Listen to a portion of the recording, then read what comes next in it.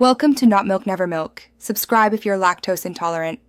In this video, I will show how to replace a starter on a 2016 Kia Forte. Start by disconnecting the negative battery cable to prevent shorts. Raise the front of the car safely and use jack stands. Remove the intake duct or battery tray if it blocks access to the starter.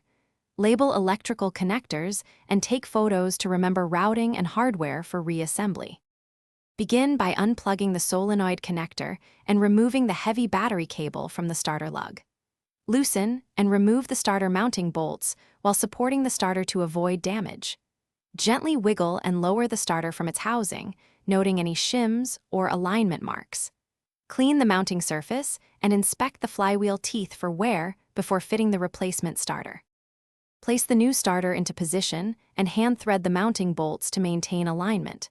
Tighten bolts to the specified torque and reconnect the heavy battery cable to the starter lug. Reattach the solenoid connector and reinstall any components removed for access, such as the intake duct or battery tray. Lower the car, reconnect the negative battery terminal, and start the engine to... Thanks for watching. If this was helpful, leave a like and consider subscribing. See you next time.